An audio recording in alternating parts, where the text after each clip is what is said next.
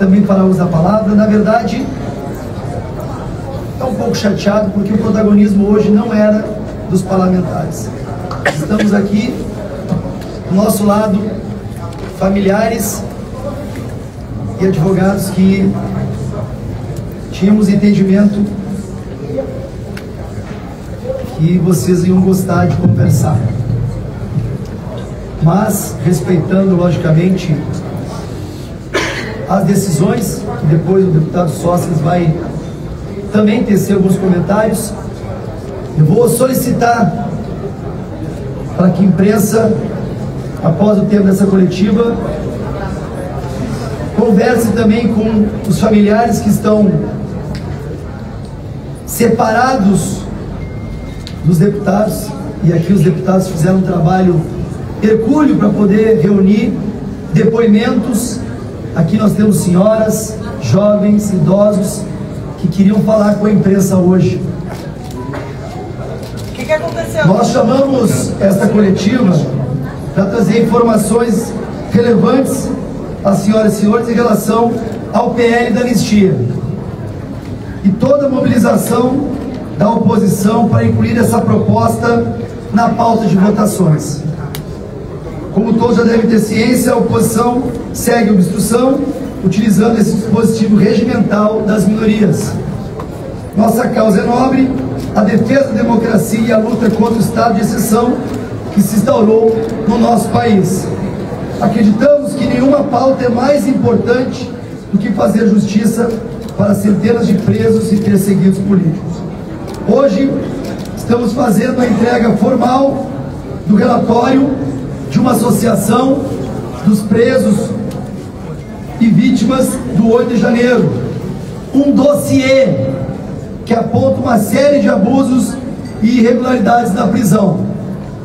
Cerca de 1.500 pessoas foram detidas em frente ao quartel-general no dia 9 de janeiro, incluindo idosos, crianças, pessoas com comorbidades, mesmo sem evidências de participação nos atos de depredação.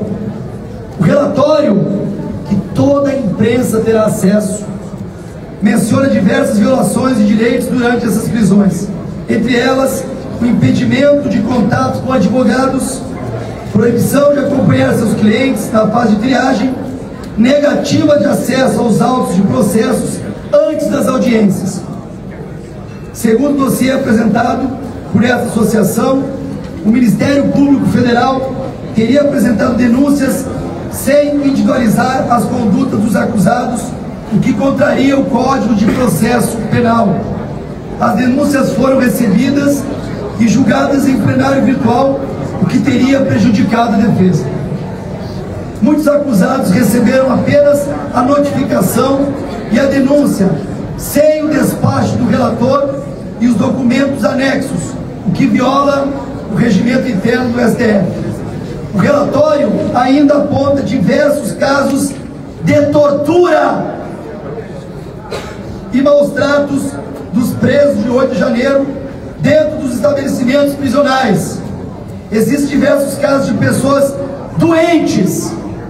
E a minha mágoa, a minha tristeza é que hoje os senhores e senhoras iriam escutar de familiares absurdos, como no caso da Dalgisa, que está presa numa cela de 3 metros por 3 metros, com 8 presidiárias, traficantes e homicidas.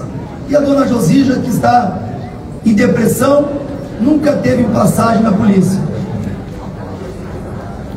Mesmo os acusados libertados enfrentam dificuldades devido a restrições severas, como monitoramento eletrônico e proibição de sair da comarca, dificultando a obtenção de emprego. Também estamos de posse de um relatório de casos individualizados, situações tão absurdas que é difícil acreditar que isso esteja ocorrendo sob o comando do Judiciário brasileiro. Este relatório será entregue na presidência da Câmara ao deputado Gumota, nosso presidente, e encaminhado a todos os líderes partidários para que tomem ciência dos fatos. Os documentos também estão disponíveis digitalmente para os profissionais da imprensa e a todas as entidades da sociedade civil que assim desejarem, bem como autoridades e organismos internacionais. Ontem aprovamos na Comissão de Segurança Pública a criação de uma subcomissão para apurar essas e outras denúncias envolvendo os presos do Rio de Janeiro. Também iremos protocolar no dia de hoje um habeas corpus coletivo no Supremo Tribunal Federal, solicitando a substituição das prisões pelo recolhimento domiciliar nos casos envolvendo idosos, pessoas extremamente debilitadas por motivo de doença grave, aquelas pessoas imprescindíveis aos cuidados especiais de menor de 6 anos de idade ou com deficiência, gestantes, mulheres com filhos de até 12 anos de idade incompletos, homem caso seja o único responsável pelos cuidados do filho de até 12 anos de idade incompletos. Neste sentido, estamos pedindo que os fundamentos das decisões que converteram as prisões preventivas em domiciliares envolvendo os casos da cabeleireira Débora Rodrigues e do senhor Jaime Junques sejam estendidas a todos os presos do Rio de Janeiro que ainda aguardam julgamento e que se enquadram nessas hipóteses. Aqui nesta coletiva, e aí era o discurso, estavam acompanhando parentes dos presos, advogados das vítimas. Eu vou passar a palavra para os líderes e tentar ainda entrar em contato para que os advogados possam responder as perguntas técnicas sobre essas denúncias que chegaram à Câmara. Por favor, deputado Sóstenes. Boa tarde a todos. Quero inicialmente parabenizar a revista Veja por começar a dar luz a dezenas e centenas de pessoas injustiçadas no Brasil. E é o que esperamos que toda a imprensa nacional tenha a sensibilidade de entender o grave momento em que vivemos. Pessoas estão pagando penas indevidas e pior, prisão preventiva de 2 anos. Se isso não é um atentado ao Estado Democrático de Direito e à Constituição, não sei mais do que falar. Mas o que venho aqui hoje, além de parabenizar a Veja pelos dados publicados, quero ressaltar da gravidade do que o nosso líder da oposição já falou, é dizer que nós somos os primeiros aliados do presidente Hugo Mota para ser presidente da Casa. Continuamos sendo e seremos enquanto o mandato dele durar, que são 2 anos. E é por isso que nós temos autoridade para, com todo o respeito regimental, fazer a obstrução que estamos fazendo, apesar de alguns da imprensa ainda não entender que a obstrução ela é um processo em que você paralisa a casa ou retarda o processo. E aproveitando até o Marcelinho que me fez a pergunta, regimentalmente, quando nós estamos fora do bloco, a gente tem 13 requerimentos de obstrução para fazer e seria muito oportuno se regimentalmente a gente tivesse esse instrumento. Hoje não temos porque estamos num bloco só da eleição até que seja formada a comissão mista de orçamento que deverá acontecer nas próximas semanas, quando nós do PL sairemos do bloco e aí sim teremos efetividade ainda maior na nossa obstrução. Entretanto, para quem conhece o processo legislativo, e muitos dos senhores e das senhoras conhecem, a obstrução ela é de 2 formas, ou paralisa-se ou retarda. O que nós estamos conseguindo neste atual momento, por conta do blocão que estamos pertencendo, é retardar as votações e vamos continuar até que o presidente Hugo Mota, que é o nosso aliado de primeira hora, decida sobre o PL da anistia. Nós não vamos desistir enquanto esta matéria não vier ao plenário. E vou ser claro, só não está na pauta porque sabem que nós temos os votos para aprovar e votos sobrejantes. Nós temos, e aí quero deixar claro a minha gratidão ao presidente do Progressistas, senador Ciro Nogueira, que me ligou e falou: Sóstenes, quem te disse que só 90% da minha bancada ia votar?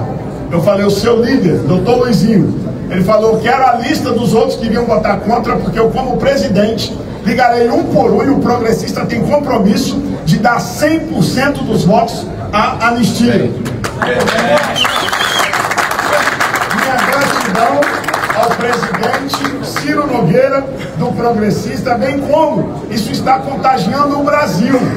E por mais que queiram inventar outras pautas para tirar a anistia da pauta dos noticiários da vida do brasileiro, não vão conseguir, porque nós, como oposição, como maior partido de oposição, e como vários colegas de outros partidos que estão aqui, que quero agradecer, não vou citar nomes, mas vários outros partidos, que, lógico, existem pressões outras, que eu vou me eximir aqui de dizer quais são, mas eles não podem ainda com seus líderes estar totalmente identificados, mas nós somos muitos e é só colocar na pauta que vocês verão quantos são a favor da anistia na Casa do Povo.